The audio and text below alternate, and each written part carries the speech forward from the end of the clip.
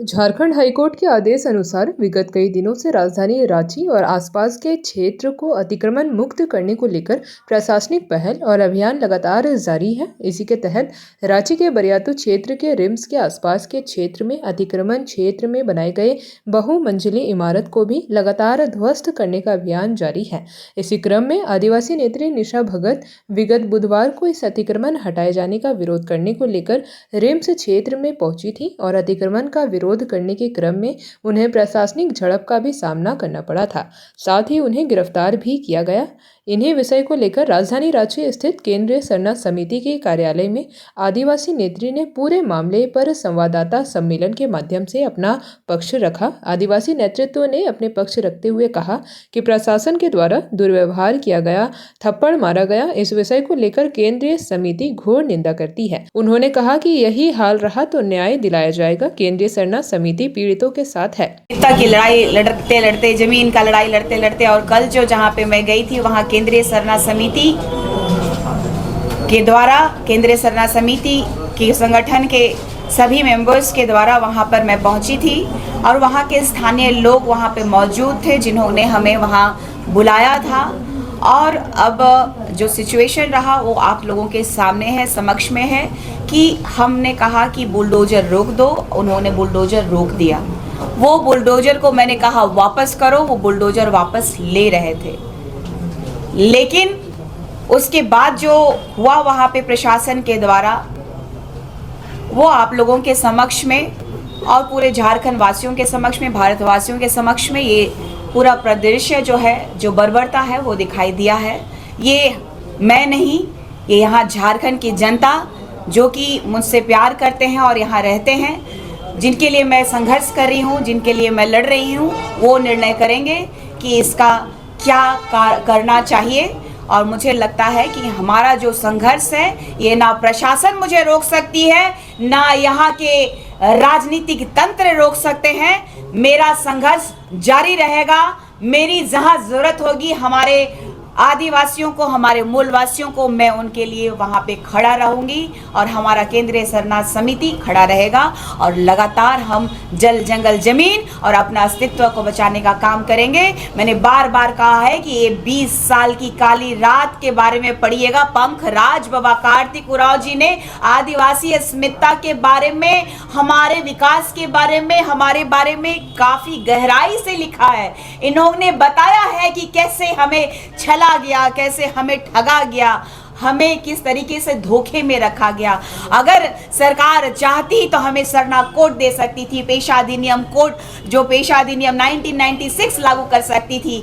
चाहती तो CNTSPT act का लगातार जो उल्लंघन हो रहा है वो रोक सकती थी। समता जजमेंट है उसका सम्मान करती और सरना कोड लागू करने के लिए आर्टिकल 368 के तहत भारत के संविधान में संशोधन करने का जो प्रावधान है वो कर सकती थी। ये दुर्भाग्य है कि हम लोगों के जो परिप्रेक्ष्य में जो लिखा गया कि हम जाति उसी में होती है, हिंदू समुदाय में, हिंदू धर्म में जाति होती है और हिंदू धर्म के अंतर्गत हमें निचले पायदान पे रखा गया।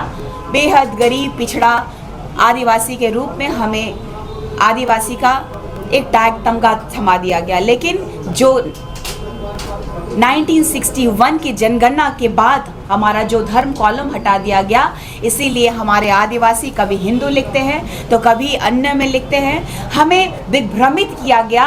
हमें जब हिंदू, मुस्लिम, सिख, ईसाई जब कहा जाता है हम सब भाई भाई, तो आदिवासी को छोड़ दिया गया। इस दर्द को महसूस करते हुए पंखराज बाबा कार्तिक उरांव जी के आदर्शों पे चलते हुए भगवान बिरसा आज बहुत आदिवासी समाज में दुर्भाग्यपूर्ण जो है जो समय बीत रहा है।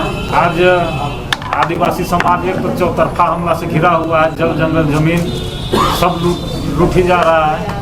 अभी जो BIG ग्राउंड का मामला है, कल आप लोगों ने देखा होगा कि कैसे जो आदिवासी समाज की बेटी केंद्रीय सरना समिति की टीम हम लोग पूरा गए थे और निशा भगत ने जिस तरह से प्रोटेक्ट किया गरीब लोगों के लिए, वहाँ बुलडोजर चल रहा था और उसमें बहुत सारे जो है वहाँ पर जितने भी रैयत है उसका घर तोड़ा जा रहा था और लोग बेघर हो गए थे। तो ऐसे में पूरे टीम हम लोग गए थे और उसमें से जो है निशा भगत जी ने वहाँ बुलडोजर को रोकने का अनुरोध किया और कुछ रुक भी गए थे और वो जा भी रहे थे, लेकिन वहाँ जो प्रशासन के द्वारा जो बर्बरता कार्रवाई किया गया, केंद्रीय शर्मा समिति की केंद्रीय महिला अध्यक्ष को थप्पड़ मारा गया, घसीटा गया, जिसको केंद्रीय शर्मा समिति परिषद निंदा करती है, घोर इसमें हम लोग निंदा करते हैं। और आदिवासी समाज काफ़ी आहत है कि जो आदिवासी का जो लीडर करने वाला, जो आदिवासी को अगुआ है, उसके साथ में मारपीट और थप्पड़ मारना, घसीटा जाना और बेइज्जत करना कहीं से भी समाज के लिए उचित नहीं है। अगर आपको कार्रवाई करना था तो FIR तो आप कर ही दिए, कानूनी रूप से FIR करने का था, आपने किया, लेकिन जो जो आदिवासी बेटी के साथ में जो आप लोगों ने किया, इसका हम लोग समिति भरसक निंदा करते हैं और हम प्रशासन से मांग करते हैं, वरीय पुलिस अधीक्षक से मांग करते हैं, DGP साहब से भी मांग करते हैं कि ऐसे दोषी पुलिसकर्मियों को अविलंब बर्खास्त करें, क्योंकि ये कानूनी प्रक्रिया है। तो आप कानून की तरह से आप गए, आप इसमें FIR करें, वो ठीक था, लेकिन किसी भी सूरत पे हाथ उठाना एक जो आदिवासी समाज का नेतृत्व करता है, जिसके चलते विगत आप लोगों ने देखा होगा कुर्मी आंदोलन पूरे झारखंड में, चाहे उड़ीसा हो, बंगाल हो, बिहार हो, हम लोगों ने घूम करके लाखों संख्या का भीड़ में जो है वहाँ पर अपने समाज को बचाने के लिए हम लोग गए। और ऐसा उन लोग का कतई समाज स्वीकार नहीं करेगा कि जिसका जो लाखों संख्या में जो जिसका अनुयायी है, जिसको मानते हैं, ऐसे लोगों में यदि थप्पड़ मारना, ये निशा भगत में थप्पड़ नहीं चला है, ये पूरे आदिवासी समाज में थप्पड़ चला है। और इसका हम लोग JP भारत लाइव, भारत की बात JP के साथ। वीडियो को लाइक करें, शेयर करें और चैनल को सब्सक्राइब करें।